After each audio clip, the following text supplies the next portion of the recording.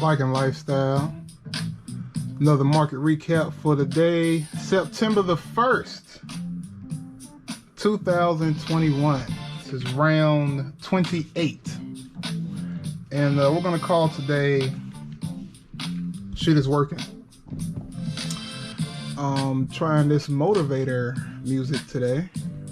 A little funky, a little feel-good music because I'm feeling good, feeling great. Happy with my performance for today and excited for tomorrow.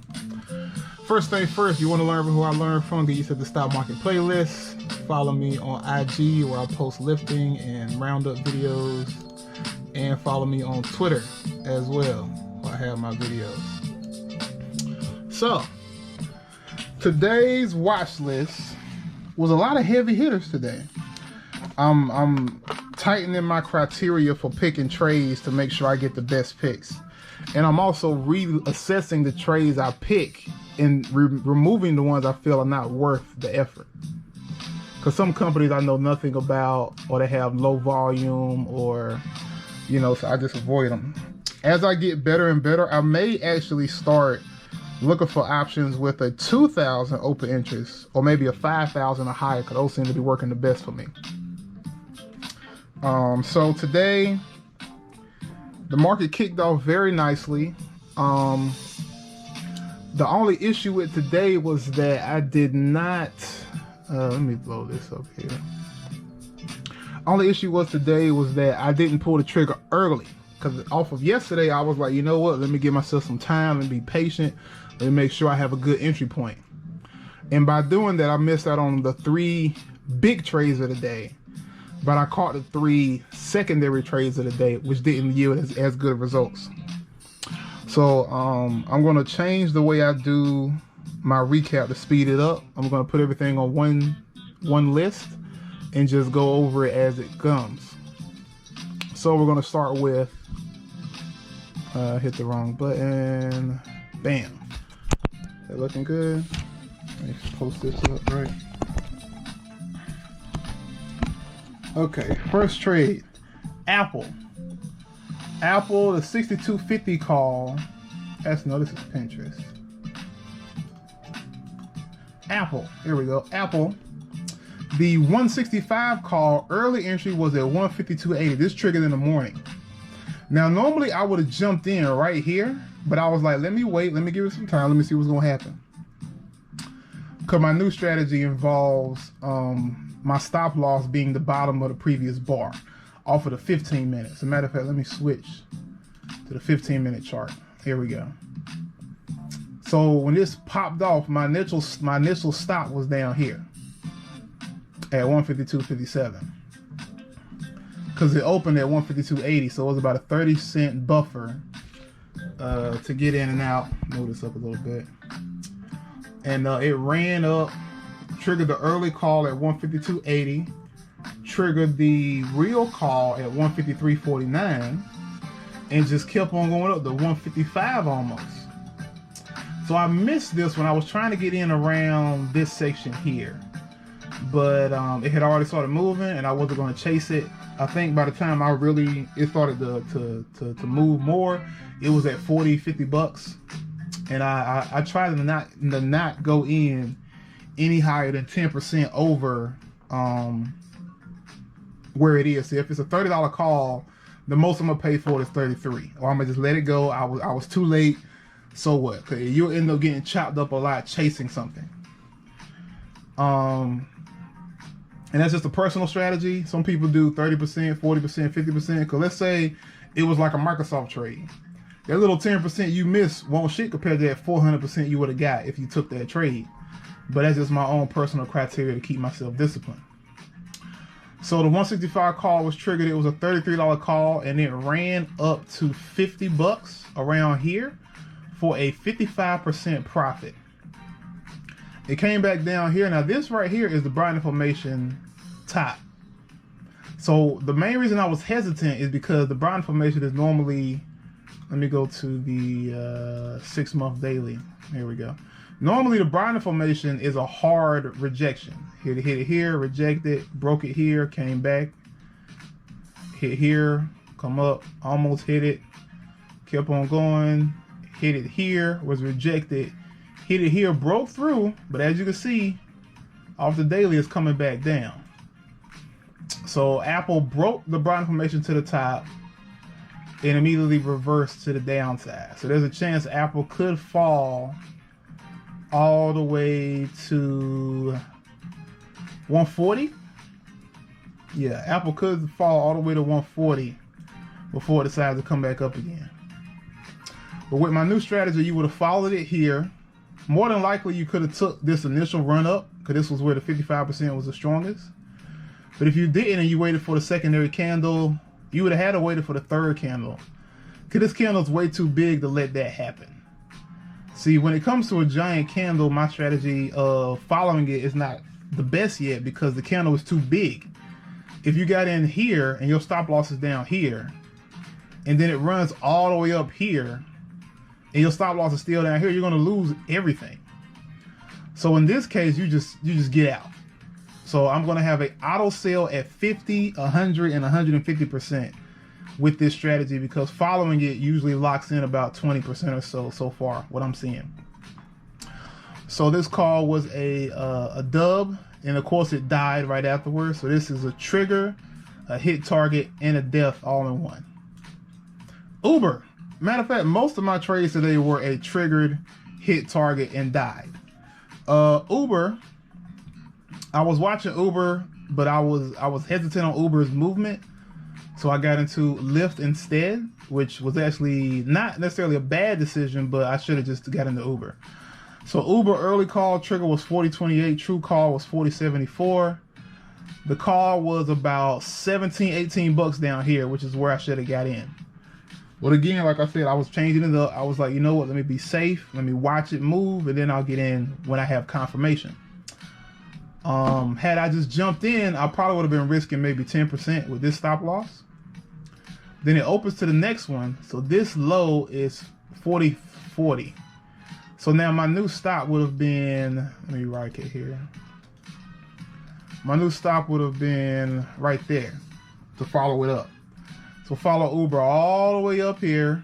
Now Uber is up 20, 30%, still going strong. Next candle opens up. The low is 40.98.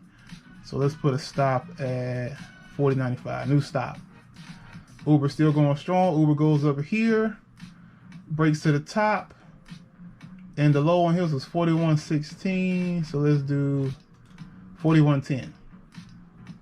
So Uber comes up here, falls, breaks it here. So this section would have been the sale spot. So maybe I wouldn't have caught the full swing following it. But also, as you see, it hit an automatic 50 and 100. So if you got the call at 18 bucks from down here, followed it up, it hit 28 bucks here for 55%, then it hit 36 bucks for 100% here. So I could have I would have sold half right here, and then sold another half here, and then probably would have, going off of my lines, probably would have sold the rest right here because it was breaking down, and as you can see, it's going to the downside. Now, based off of my trading, you can enter a put with a stop right here at 40.80 just to see where it goes to the downside. Because the beauty of this trading style that I'm adding is your losses are very limited because you catch them the second they happen. So you might lose 1, 2, 3%, but your winnings will be way bigger because you let them grow over time. And if you're wrong from the beginning, you get out early instead of waiting to see what's going to happen later on, because you could always get back in. So Uber, I'm mad I missed that one for the 50 to 100, but we'll show you what I did catch. Also, Pinterest, another one I missed. Pinterest was right around here when I picked the other trade I wanted to do. I should have picked Pinterest because I'm talking within like 3 minutes. I looked and it was up here. I was like, damn it, I should have took Pinterest. Plus my group I'm in was watching Pinterest. So right here, your stop would have been down here. Then it goes up to here. And your stop is right here. Then it goes up to here. Your stop is here. It goes up to here. Your stop is down here. It goes up to here. Your stop is now here. So you would have caught most of this move. Pretty much all of this move before it fell. You would have missed out on what, 30 cents to the upside, maybe another $1 or $2, which isn't the worst thing in the world when you were happy with 20% and now you got 75%. Who cares? You missed another 5% because you was definitely gonna cut it at 20, which is what I had been doing. But this style allows me the more freedom to let it ride. So Pinterest, the early call was triggered at 56.83. True call was at 57. This was a small window to jump in. This is a 13-cent window. Ran up, and the $28 call went to $42 for 50%, and then it went to $48 for 71%, and then proceeded to die. So Pinterest was another one. This following style allows you to get most of the move and then get out right before it goes against you. Because now, I'm sure even now this Pinterest call is still up. You still might be up 10, 20%, but you're not up 70+% no more. And when you're trying to grow your account, you can't be giving away 50% profit. Ask me how I know. Lyft, this is a call I took for real. With real money. It was a early call, was at 48.10. I marked these levels this morning. So the initial stop point was here. This was just watching it. Just watching to see what happens. The early call was at 48.10. True entry was at 48.71. So that's a 61-cent buying window to take full advantage of this move. After it hits the blue line, you can't really get into the next level because it's not worth the risk anymore, unless you see heavy volume. So I got in. I think I got in here at 18 bucks. Rolled it up. You see, I got the stop here. Then it went up to here. I put the stop there. Then it went here. The stop is still there. Actually, oh, it's a 30-minute. Let me go to the 15-minute. Here we go, 15-minute chart. So I put the stops right beneath it. Right beneath it, and up here, I let the stop, because see, depending on the size of the tail, which is the wick part, I might put the stop beneath the body. Because I'm really watching the body, because the wicks don't mean nothing because it reverses, but the wicks are also part of the body. But I'm using the body if the wick is too long, because this wick was, let me see, 40.22. That was a 13-cent wick.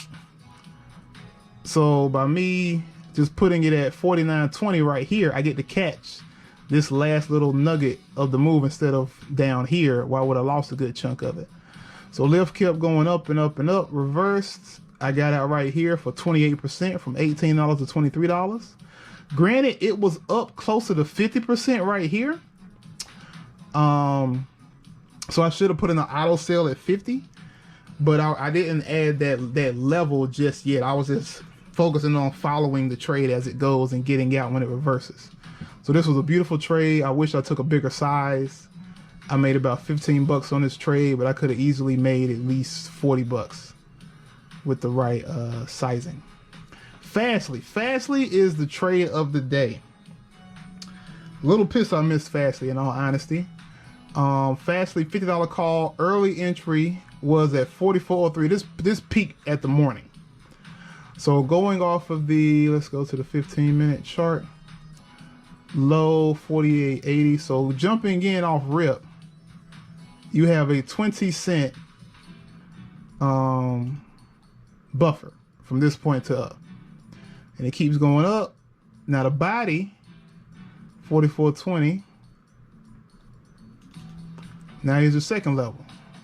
Now true entry was at 44.40. Early entry was at 44.03. So that's a 37-cent window to get in, and you have the safety of knowing where to get out at 44.20.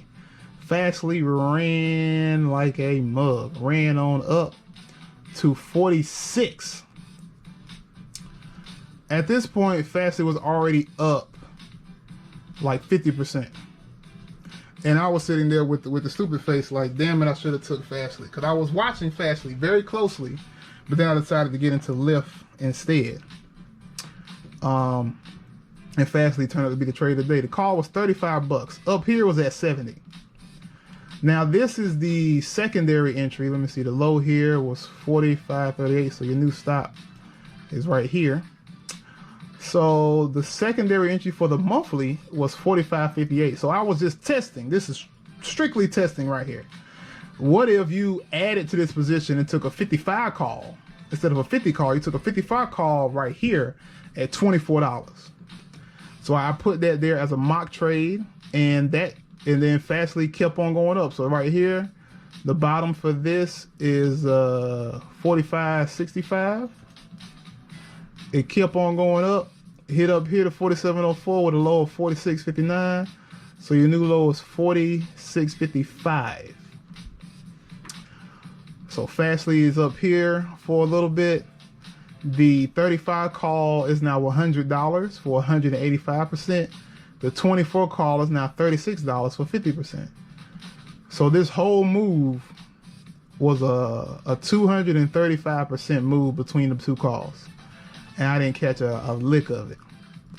So right here, this would have been your get out point, 46.55. Fastly went down.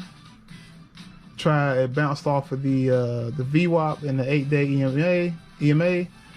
Went up again, retested the top. This arrow right here is a MACD signal to the downside. You can add that on Thinkorswim. You can add the arrows to let you know what the charts are saying. And this is another thing. I'm going to add another level to my trading. Whenever I see this little arrow, that gives me a little more safety in jumping in earlier. Because these arrows don't show up all the time. So the arrow to the downside lets you know the momentum is shifting. So this is technically an entry for the put, where they stop at 46.80. Very tight stop. When I make my stops at the bottom of the candle, I'm giving about a 5 to 10 cent window, just like my option bid ask spread, 10 cents or less. So I'm doing about 5 cents, or I'm rounding off to the next 5. So like if it's 43, the stop will be 40 cents, but if it's like 47, the stop might also be 40 cents, or 45 is too close. So this could have been a put entry, a early put. A $35 put was probably 10 bucks at this point, and you just ride it to the downside, following your stops along the way. Maybe you got out here, depending on where you put the lines at. If not, you probably wouldn't have got to this put until around here, in this section here. So you might have got a couple percentages on that put. I didn't watch that to see it happen, so I don't know the true percentages on that, but Fastly was another beautiful trade of a trigger, target, and death. Trigger, target, and termination. I'm going to call that. I'm going to start that now. A 3T, a trigger, target, and termination, all in one. Plug Power. Plug Power is another trade I took for real.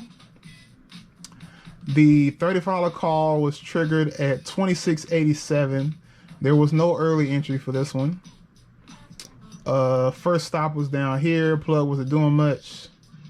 So I think I got in the plug right around here. Yeah. I watched for the next candle to open. Here it was with a stop at 27. Plug kept going up. Plug went up to 27.47 with a low of 27.26. I put a stop at 27.25. Because once it's up a certain amount, I'll make my stops tighter so I don't lose any of my profits. So starting off, my stops might be 5 or 10 cents, but once it goes up a few levels in the upside, like it wouldn't have been smart to put a stop here at 27.20, because that's a whole 5 more cent of profit I could have lost. Granted, it might not have meant that much of a difference, but you know, get out early. So plug went up to 27.47, it came down, and I got out right here for a 6% profit. I went from $16 to $17. Now, granted, plug was almost at 19 up here, which is about 10%, a little over 10%, but I was following it, so I didn't take that. But I didn't lose on plug. That's the beauty of it. The beauty of these trades is even though they're going against me, I'm not losing. I just didn't win as big, which is good. It's really good to play it that way. Neo. Neo, I have been watching all week. You remember I took advantage of the puts earlier, so this time I was watching it for the calls because the calls burnt me the other day when I got in early from 24 to 20. So I got in again. Right here, you see this green sign, that's a signal to get in. If I would have watching that, I could have got in immediately instead of a little bit later on. So I get into Neo. I think I got in, yeah, I got in around here somewhere.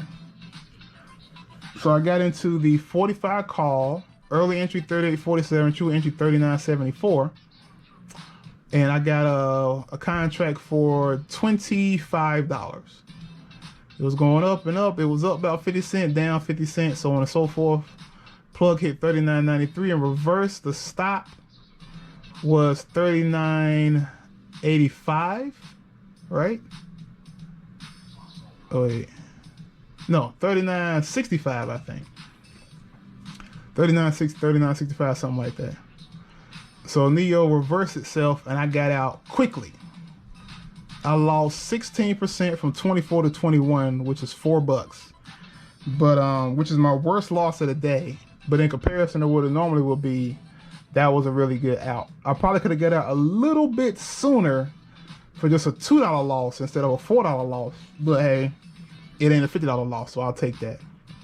So Neo never went anywhere. Neo died off rip. FSR. FSR was another bad trade. I got in FSR right here, the monthly $15 call. I had saw there was a call sweep, which is a sign that someone bought over 1,000 options, or at least a few hundred. I think a call sweep or a block trade is over 10,000 shares. So 100 options is 10,000 shares. So any call sweep is like a block trade. It's enough of a buying for you to see a movement in the stock. So after I saw that, I was like, well, FSR is a former runner. If you don't know, FSR is Fisker, them people that made them weird looking electric cars that Justin Bieber has and other rich people. I think Mac Miller, RP, I think he had one. But Fisker has ran before. Let me show you. I think Fisker ran, yeah, this is the 30 days. Fisker ran on the 9th. On the 9th, it ran from 13 to 19. So it has the ability to just go for the gusto. And it usually happens around the $13 to $15 range, which is where this is. So I was like, all right, Fisker, let me take advantage. Let me get in now and ride the moon. Ride the ship to the moon. But Fisker decided to reverse itself. Fisker had already popped up here. True entry was a 14.29. Early entry was a 14.13. So I got in around here. It went up and up around here. I put my stop loss right there. It kept going. Then it reversed. It tapped it. I like, all right, cool. It's tapping it. No big deal. Then right here is where it reversed. It started going down. Now it didn't go down too bad, but I was like, you know what? My rules are my rules, so I'm getting out.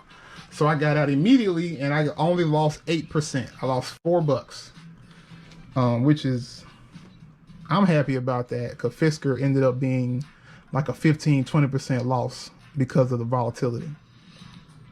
So that was a good one there. And last but not least, McDonald's. Good old Mickey D's. Mickey D's, the early call was at 238.37. And the true call was at 238.92. I got in down here because Mickey D's was just moving in the right direction. And I was like, you know what? It's a cheap call. Let me just see how good the strategy is. So let me just get in now as it's heading. Actually, I got in, let me see, 238. I got in here. Yeah. Right around here is where I got in as it was heading up to the early entry. I was like, Mickey D's is going in the right direction. The market was going down, but Mickey D's was still going up, which is a good sign. I was like, all right, cool, I'm jumping in. So I jumped in. I got it for $19, and I just watched it for like an hour. Went up a little bit, went up a little bit. Excuse me, went up a little bit, went up a little bit more. When as high as 239.04, my stop was 238.80. It danced with this stop Let me go to the 15-minute. It danced around here for the longest. I ate lunch late because of this, because I was like, let me not walk away and lose the trade, so let me just keep an eye on it. And then it did reverse finally, and I got out toot sweet. I made 5% from $19 to $20. I could have made 10% from 19 to 21, but I was a little short on the draw because Apple had a wide spread, but the volume was so positive. I was like, let me just see. Because it had dipped to 238.72 at one point, which is beneath both of those stopping points. But it only dipped for a second. And the ask was still in the 80s. So I'm like, okay, the ask is in the 80s, the buys is in the 70s, so it's going to split the baby, and it's going to stay above my stopping zone, which it did. It went as high as 239, 238.90. It stayed around the 90s for a minute. As I perfect this, I probably will be able to notice the volume is starting to diminish, so I should just get out of there. So I sold it, got a 5% profit, and then Apple proceeded to die as well. This right here is a down arrow signal. So this is a put signal. But as you can see here, this put signal didn't do anything. Had a put signal to the downside, and then within an hour it had reversed itself. But it wasn't a put signal to the upside until over here. So you keep that in mind. But the trigger right there, so I'm going to mark a early put right here just to see what will happen as I test that out. And that is what happened today. And yeah, that's the recap for today. Thank you guys for watching. I got it all encompassed in one setting, so have a good one.